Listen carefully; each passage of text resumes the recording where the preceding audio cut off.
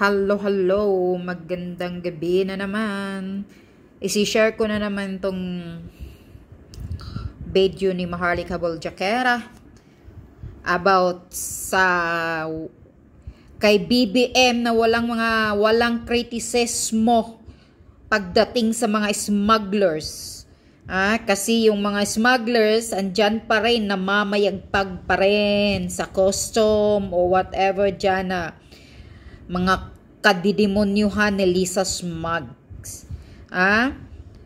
Si BBM siguro nagbingi-bingihan.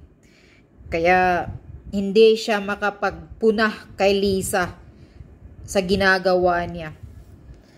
Panoorin niyo itong video ni Maharlika about sa sinasabi niya sa mga smugglers. Kasi si Maharlika, may mga ebidensya kasi siya galing sa puting ahas niya na nandun sa Malacanang. Panoorin nyo to, guys. Mga smugglers na mga sinabi natin in the past. Sila Bakiran, di ba? Sila Michael Ma, yung mga pinangalanan. Bakiran, Michael Ma. Tapusin na itong smuggling na to dahil billion-billion ang kinikita nyo dito. Pera ng Pilipino na naman ang kawawa dito. Itigil nyo ang pagbibenta ng mga appointments. Wow, they're selling appointments. Dahil si Bongbong lutang, hindi niya alam kung anong pinipirmahan niya. 3 smugglers na pinangalanan. Nagbibinta ng appointment.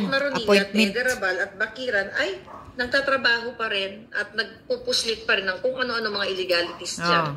Kahit wala na silang pwesto. Kahit walang pwesto, nagpupuslit pa rin mga illegal things. Monday to do illegal things. Usurpation of authority. Katulad ng ginagawa ni Liza na umaarte siya at umaacting siya na siya ay presidente. Siya ang nagtatalaga ng mga i-appoint. Siya ang nagsasabi, that's betrayal of public trust and usurpation of authority. Kasi wala siyang authority. Wala kang authority, Lisa. Hindi ka binoto ng taong bayan. Yung sa mga diehard Marcos, na Marcos lang ako hanggang kamatayan. Mga ganun. Ayaw ko sa dilawan. Siya nga, Marcos lang ako. Maharlika Dilaw. Sino ang Dilaw? Ako o si Lisa na nakikipag business partner sa mga smugglers? Ako o si Lisa na sumusunod sa dilawang appointee ni Noynoy na si Ochoa, dyan si Marojas at nag-uupo ng mga dilawan. Ako, may po ba ako? Diba? Sino ngayon ang dilawan? Sino ngayon ang diehard sa atin para sa bayan? Kayo diehard kayo sa kasyukahan nyo. Kasi sarado yung utak nyo. Hindi nyo matanggap yung iba. Hindi nyo pa alam na nabudol kayo. Ako tanggap ko. Diba? Pag uwi ko pa lang ng Amerika, galing ng Pilipinas noong July, nararamdaman ko nang nabudol ako. Actually, in denial pa ako. Alam nyo ba yun? July, di ba? June 29, nandiyan ako. June 30, umattend ako ng inauguration. Di ba? Ni BBM, umuwi ako July 22, yata 23. Doon pa lang na alam ko na yung mga pulburo, na totoo pala yun. Nakita ko si Lisa na, gumaganon talaga siya. Tapos yung mga ginuman, actually nakita ko yun eh. So, gumaganon na gano'n na ako. Kinakausap ko na yung aking buhay na pamilya. Sabi ko, you know what? Ito yung nakita ko. Sabi nga ng isang mga lalapit sa akin, kaya mo na, huwag ka na lang magsalita. Kasi kaibigan mo sila. Actually, talagang talagang pinadilay ako eh. Kaibigan mo sila. Sabi ko, yun na naman yung bisyo na gano'n. Okay lang sa akin. Nung una sabi ko, wala namang problema eh. Parang, sige, bisyo talaga eh. Pero kung may gagawin ng hindi maganda para sa bayan, doon ako magsasalita. Hindi denial ako. July, August, nakita ko na to, narinig ko na yung mga ginagawa nilang panggigipit sa mga taong ayaw nila. August din, September, hindi na ako nakatiis. Diba? Message ko si Lisa Smugs na eto. Actually, during the campaign pa lang, nung April na umuwi ako. Advertisement na naman.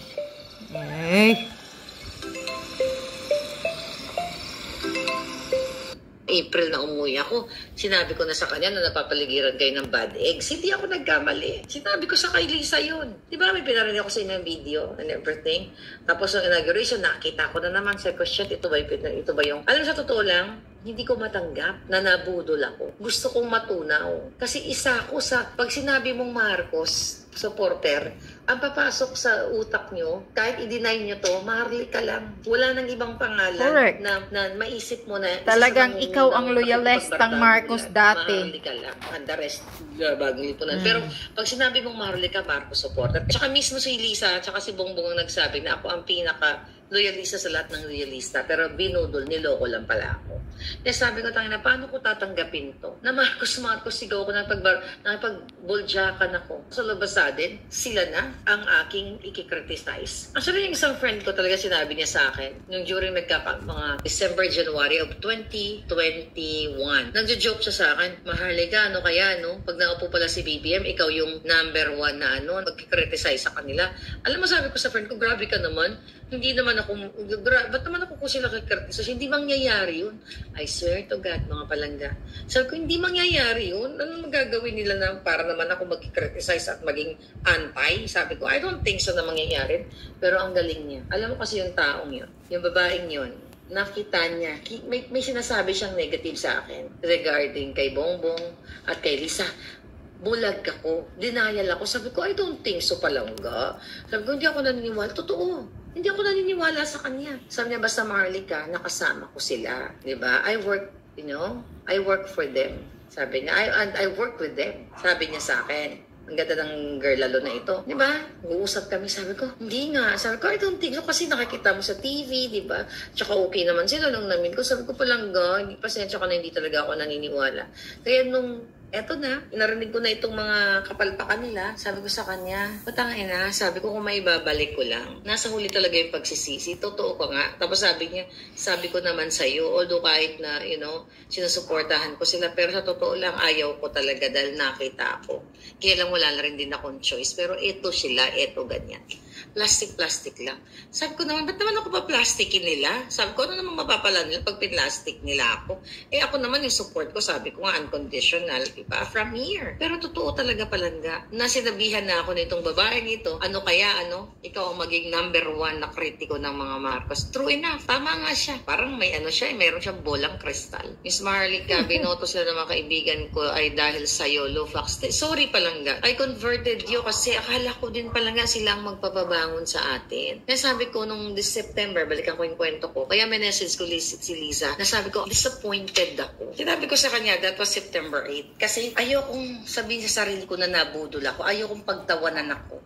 Okay, ng mga oposisyon. Pero hindi naman nila ako pinagtawanan. At least, kahit pa paano, naniwala kayo sa akin yung ibang mga oposisyon. Yung ibang mga dilawan. Sabi ko, there's no such thing as dilawan and pulaan anymore, di ba? Nanindigan tayo sa katotohanan. Dahil ang issue po dito, it's not about Marcos, it's not about Aquino, it's not about Duterte, it's about yung bayan natin. Itong mga pangalan na ito, forget about that. Ang titignan natin, whether gusto natin sila, gusto mo ang Aquino, gusto mo ang Duterte, gusto mo ang Marcos, it's okay lang yan. As long as hindi ka bulag. Kapag gumawa sila ng mali, you speak up. Kasi parang bilyones. Huwag kang magpapabulag, huwag papauto kay BBM. Sa inyo, yung oportunidad ninyo. Araw-araw may namamatay na kababayan natin out of frustration sa kahirapan ng buhay sa Pilipinas. Na kung itong mga taong gobyerno na hindi nila dinudukot ang pera, hindi nila nananakaw, kung hindi hinayaan Kuting ng Norte na mamayagpag ang smuggling at even yung kanyang first family na nakikinabang sila sa halos lahat ng ahensya ng gobyerno, hindi magiging ganito ang bayan natin. Akala nga natin misaya na nga siya eh. Dahil sabi natin, hindi na magnanakaw yun. Ang iba pa sa inyo. Akala, ilabas ang Taliano Gold para ito daw ay bigay sa mga Pilipino. Di ba sinabi ni Imelda yan? Yung bill of lading na pinakita na ito, mga ginto, chuchu.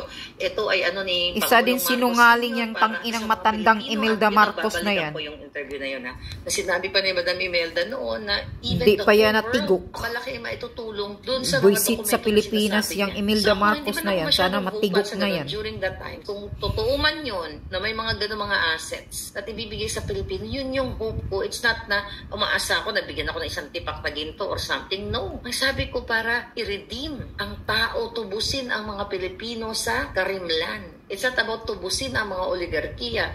Hindi lang yung ibangon. Diba? Papanalunin ang mga amiga at amigo ni Lisa dyan sa PCSO. Kumulekta ng bilyon sa Department of Agriculture. Correct. Propose na naman ang pag-import ng bilyon. Diba? Hindi yan yung iniisip ko nung sinuportahan ko sila. Sabi ko ganoon sa inyo palang July, August, September, 3 months ako pinag-isipan ko if I will speak up. Kung ako ba ay lulunukin ko na lang, hindi kaya ng konsensya ko eh. Kaya minessage ko si Mrs. President about my disappointment with your administration. At tumayo ako. Bakit kailangan ako magsalita ng gano'n mga palangga?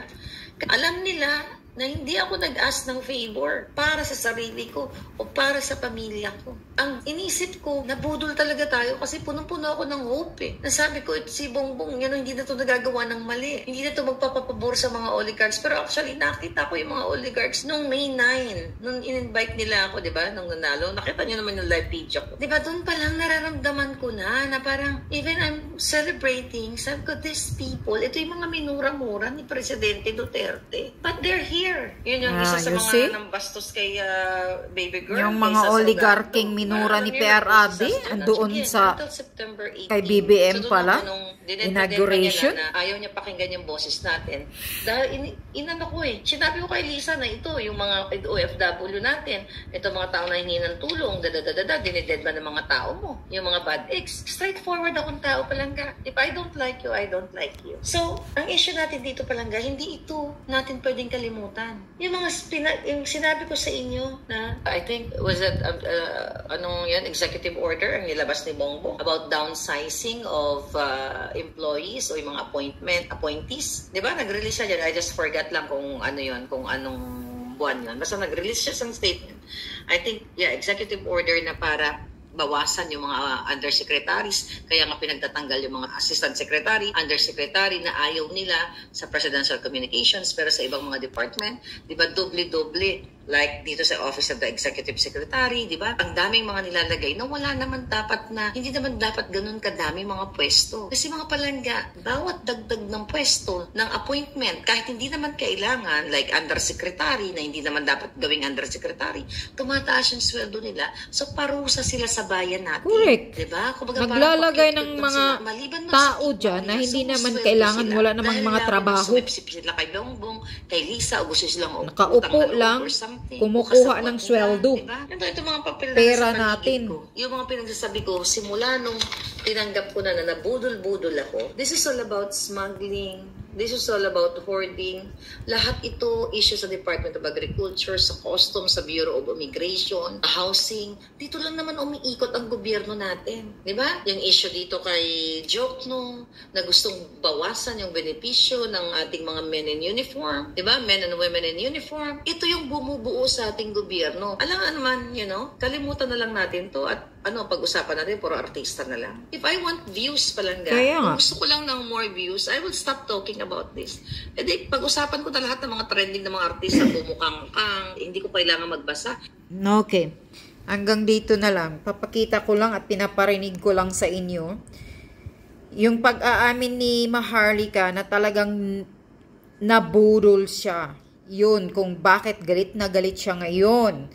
Dahil puno daw siya ng hope, ng pag-asa na babaguhin at ibabangon ni Baby M sana ang Pilipinas. Pero nagkakamali siya sa pagboto sa jutang ina BBM na yan. Yan ngayon puro kademonyuhan. At mismo si Lisa Aranita ang nagpapatakbo ng Pilipinas. Si BBM lang daw yung taga-perma. Sabi ni Maharlika, yung jutang ina na Lisa Smugs, sana yan ang mawala sa mundong ito. Ikaw, Lisa Smugs, may araw ka rin sasabog yung butod mong tiyan at budlat mong mata. Yun lang yun.